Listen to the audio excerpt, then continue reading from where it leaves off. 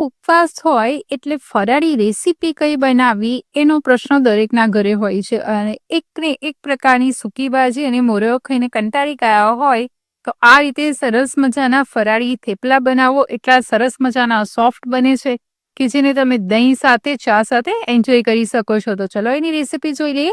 એના માટે 2 કપ આપણે રાજગરાનો લોટ લેવાનો છે. સાથે સાથે 1 નંગ બાફેલું બટાકું ગ્રેટ કરી લેવાનું છે. જે આ રીતે નાની છીણી હોય છે ઘરે આદુ છીણવાની એમાં જ ગ્રેટ કરવાનું છે. 1 ચમચી જેટલા ઝીણા સમારેલા લીલા મરચાં અને ધાણા એડ કરવાના. મરચાંને સમારીને લેજો, એનો ટેસ્ટ બહુ સરસ આવે છે. 1 ચમચી જેટલો જીરું પાવડર, 1 ચમચી લાલ મરચું પાવડર અને થોડું સિંધવ મીઠું લેવાનું છે. તમે કોઈ બી મીઠું ખાતા હોય ફરાળમાં એ તમે આમાં એડ કરી શકો છો. હવે એનું 1 ચમચી લીંબુનો રસ એડ કરી અને બધું મિક્સ કરી અને એક સોફ્ટ ડો પ્રિપેર કરી લેવાનો છે. બટાકાના વોશરમાં જેટલો લોટ બંધાઈ જાય એટલો લોટ બાંધી લેવાનો. જરૂર પડે એટલું 2-2 ચમચી પાણી એડ કરી અને મીડિયમ સોફ્ટ લોટ બાંધવાનો છે.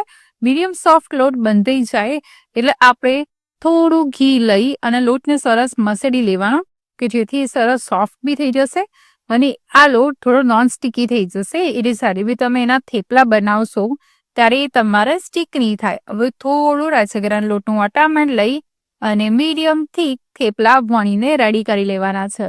આમાં લીલા મરચાં વણતી વખતે નીકળી જશે પણ તમારે એને ફરી વણતા વખતે સેટ કરી લેવાના. આમાં લીલા મરચાં જે છે સમારેલા એનો જ ટેસ્ટ બહુ સરસ આવે છે. હવે એને બંને સાઈડથી ઘી લગાવીને થોડા ક્રિસ્પી થાય અને સરસ મજાના લાઇટ બ્રાઉન કલરના શેકાઈ જાય એ રીતે થેપલાને શેકી લેવાના છે. તમે ઘીની જગ્યાએ ઓઇલ બી અપ્લાય કરી શકો છો પણ ઘીનો ટેસ્ટ આ થેપલામાં સરસ આવે છે એટલે હું ઘી અપ્લાય કરી રહી છું. તો આ રીતે ફ્રેન્ડ સરસ મજાના ફરાળી થેપલા રેડી થઈ ગયા છે જેને તમે ઓવરનાઇટ સ્ટોર કરી શકો છો. તમે એને ચા સાથે, દહીં સાથે, ફરાળી ધાણાની ચટણી સાથે બી એન્જોય કરી શકો છો.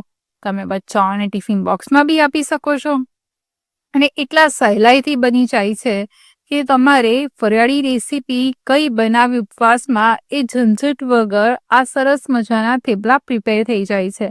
અને ટેસ્ટની વાત કરું તો એટલા ટેસ્ટી છે કે તમે એક વખત બનાવશો તો દરેક ઉપવાસમાં તમે આ ફરાળી થેપલાઓ તો ચોક્કસથી બનાવશો કારણ કે સ્ટોર બી કરી શકાય છે અને એટલા સોફ્ટ છે કે મોંમાં મૂકતા જ ઓગળી જાય છે.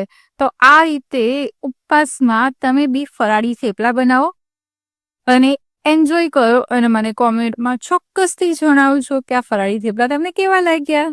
હવે બીજા ફરાળી રેસીપી સાથે મળીશ. ત્યાં સુધી બધાને જય શ્રી કૃષ્ણ.